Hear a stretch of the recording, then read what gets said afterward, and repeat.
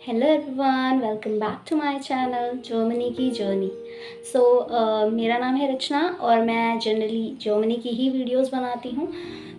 आज जो वीडियो है मैं लेके आई हूँ स्पेशली कि किस तरीके से जो है हमें वर्कआउट करना है। जैसे ही हमारा ऑफ़र लेटर अगर आ जाता है, चाहे वो पब्लिक यूनिवर्सिटी है चाहे वो प्राइवेट यूनिवर्सिटी है, किन किन चीज़ों का हमें ध्यान रखना होगा, आगे कौन कौन से फर्दर स्टेप्स रहेंगे, तो उसके रिगार्डिंग मैं आज ये वीडियो लेके आई हूँ। सबसे पहले तो मैंने जो पिछली जो वीडियो थी उसमें सबको बोला था कि मैं जो है सरप्राइज़ रिवील करूँगी कि मेरा जो ऑफ़र लेटर है वो किस यूनिवर्सिटी से आया है। अगर मैं यूनिवर्सिटी की बात करूँ तो वो जो है मैं वीडियो के एंड में बताऊँगी कि कौन सी यूनिवर्सिटी है और किस फील्ड में आया है। वो सब मैं आपको जो है इन्फॉर्मेशन वीडियो के लास्ट में दूँगी। प्लीज़ तब तक मेरे साथ बने रहें और आगे हम फर्दर बात करते हैं कि कौन कौन से जो स्टेप्स हैं, प्रोसेस है, वो फॉलोअप किए जाएंगे जैसे ही आपको आपका ऑफ़र लेटर रिसीव हो जाता है।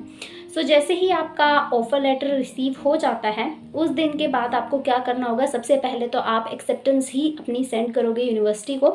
जिस भी डेट की उन्होंने एक्सेप्टेंस मांगी है, दैट इज़ लास्ट डेट जिस दिन की उन्होंने दी हुई है, तो कोशिश करो, ट्राई करो कि उससे पहले ही आप अपनी एक्सेप्टेंस भेज दो। इन अ केस अगर आप किसी और यूनिवर्सिटी का भी वेट कर रहे हो स्टिल, तब भी आप पहले ही उनको जो है कन्वे कर दो, बिकॉज़ इससे कोई भी नुकसान नहीं है, ना तो यूनिवर्सिटी का होगा और ना ही आपका होगा। आप इस तरीके से क्या कर सकते हो, एक्सेप्टेंस अपनी सेंड कर सकते हो। उसके बाद जो सेकंड चीज़ हमें कंसीडर करनी है दैट इज़ द फ़ी। उसके बाद जैसे ही आप अपनी एक्सेप्टेंस दोगे, कुछ टाइम बाद ही, यानी कि 4 to 5 डेज़ बाद आपकी क्या हो जाएगी, उनकी तरफ से जो है आपको फ़ी इनवॉइस नंबर जो है वो जनरेट हो जाएगा। यानी कि अगर आप उस यूनिवर्सिटी में अप्लाई कर रहे हो, आपको ऑफ़र लेटर सेंड कर दिया गया है और आपने एक्सेप्टेंस भी सेंड की है, तो उसके बाद वो आपको क्या भेजेंगे, दैट इज़ इनवॉइस और फ़ी। यानी कि आपको क्या करनी होगी, उनकी जो फ़ी है, चाहे वो सेमेस्टर कंट्रीब्यूशन है चाहे फ़ी है, तो वो आपको उनकी क्या है यहीं पर ही सबमिट करनी होगी। उसके लिए भी आपको एक डेडलाइन दे दी जाएगी कि कब तक आपको जो है फ़ीस सबमिट करवानी है। ये जो है बहुत अच्छा पॉइंट रहता है, बिकॉज़ अगर आप किसी यूनिवर्सिटी के लिए वेट कर रहे हो तो वो यूनिवर्सिटी की वेट भी आप कर सकते हो उस डेडलाइन तक। यानी कि जो डेडलाइन है उससे पहले कोशिश करना चाहिए हमें हमेशा, जो डेडलाइन गिवन है फॉरेन यूनिवर्सिटी के रिगार्डिंग, उससे कुछ दिन पहले ही हम अपनी फ़ीस जो है वो सबमिट कर दें, बिकॉज फॉरेन जो एक्सचेंज है उनके रिगार्डिंग काफ़ी ज़्यादा टाइम लग सकता है। फॉरेन ट्रांजेक्शन में हमेशा 4 to 5 डेज़ का जो है लैग पीरियड रहता है, तो बेटर है कि हम पहले ही अपनी फ़ीस जो है वो सबमिट कर दें। अगर आप कर रहे हो या आप रिस्क ले रहे हो, डेडलाइन वाले दिन ही अगर आप अपनी जो है पूरी जो फ़ी है वो सबमिट कर रहे हो, तो आप कोशिश करो कि उसका स्क्रीनशॉट ले लो कि किस डेट को आपने जो है वो फ़ी जो है वो सबमिट की थी, ताकि वो जो यूनिवर्सिटी है उनको हम जो है सेंड आउट कर सकें। ये आपका जो है सेकंड स्टेप रहेगा, दैट इज़ फर्स्ट एक्सेप्टेंस हो गया, सेकंड आपकी फ़ी हो गई। जो थर्ड इंपॉर्टेंट चीज़ रहेगी वो रहेगी दैट इज़ आपका block account. Block account, yes, जैसे ही आपका ऑफ़र लेटर आपको मिल जाता है, उसके बाद आप फ़ी सबमिट कर देते हो, उसके बाद आपका जो नेक्स्ट पार्ट आता है वो आता है ब्लॉक अकाउंट का। ब्लॉक अकाउंट के भी आपके काफ़ी सारी जो है कंपनीज़ हैं जिनके थ्रू आप अपना ब्लॉक अकाउंट ओपन करवा सकते हो, जैसे फिनटीबा हो गई या फिर कोरैकल हो गई। आजकल जो फेमस चली हुई है वो कोरैकल चली हुई है, और लेकिन जो फिनटीबा है उसके अपने कुछ मेरिट्स हैं, डीमेरिट्स हैं, और कोरैकल के भी अपने मेरिट्स और डीमेरिट्स हैं। स्टूडेंट्स जो हैं वो किस चीज़ को कंसीडर करेंगे, ये मैं एक ब्लॉक अकाउंट पे अलग से वीडियो बनाऊंगी, डिफ्रेंसिएशन बताऊंगी कि क्या ब्लॉक अकाउंट का रहेगा, दैट इज़ कोरैकल का क्या रहेगा, फिनटीबा का क्या रहेगा। ठीक है। उसके बाद जैसे ही हमारा जो ब्लॉक अकाउंट है उसके लिए कम से कम हमें 1 वीक का टाइम लगता है, ट्रांजैक्शन के लिए भी, ओपन करने के लिए भी। यानी कि ये सारा process near about 7 to 10 days का रहेगा आपका। जैसे ही आपका ब्लॉक अकाउंट ओपन हो जाता है, दैट मीन्स आपने सारी जो मोटी मोटी जो एक्सपेंसेस है वो आप कर चुके हो। तो उसके बाद आपको कोशिश करनी है कि आप नेक्स्ट स्टेप क्या किस चीज़ का फॉलो करोगे, दैट इज़ अपनी एकोमोडेशन का।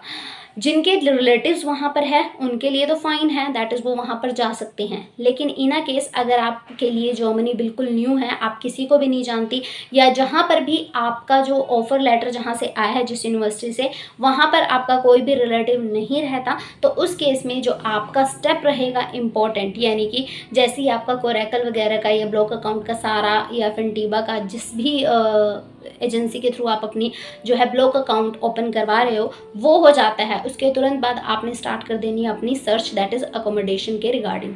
अकोमोडेशन के लिए भी आपको काफ़ी सारी जो है साइट्स प्रोवाइडेड हैं, वो मैं साइट्स आपको जो है वो अपनी नेक्स्ट वीडियो में 1 बाय 1 हर स्टेप क्लियर करती हुई चलूँगी, और आप उससे पता कर सकते हैं कि कहाँ से हमें जो है एक बेटर और एक जो है अच्छी एकोमोडेशन हमें मिल सकती है। ठीक है, तो सबसे इम्पॉर्टेंट चीज़ वहाँ की कॉस्ट जो है वो ज़्यादा नहीं होनी चाहिए एकोमोडेशन की, तो वो भी हमें ट्राई करना है। सो हम सभी चीज़ों को देखते हुए जो है कंसीडर करते हुए वीडियोस बनाएंगे 1 बाय 1 स्टेप। सो एकोमोडेशन के बाद हमारे पास स्टेप जो है उसके बाद और कुछ नहीं रहता है। फ़िलहाल हमने सिर्फ यही जो स्टेप्स हैं वो फॉलोअप करने हैं ऑफ़र लेटर आते ही।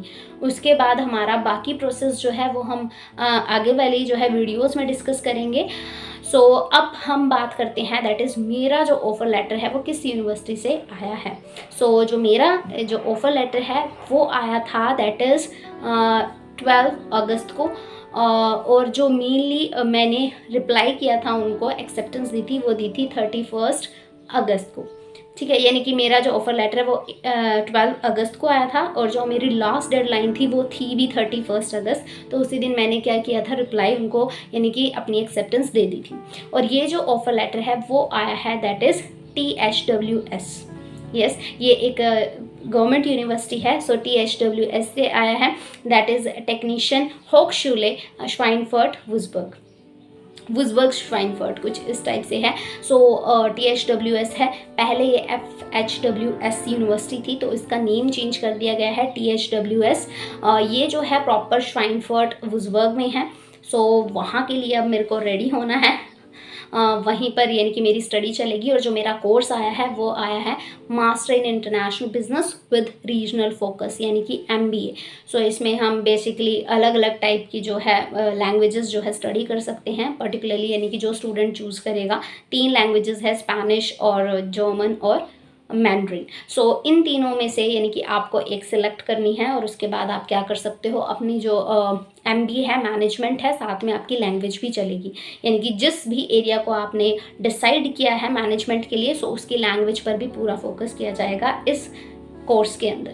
सो मेरे लिए डबल बेनिफिट है, मैं जर्मन भी सीख सकती हूँ और साथ ही साथ मेरी जो मैनेजमेंट की स्टडी है वो भी चल सकेगी।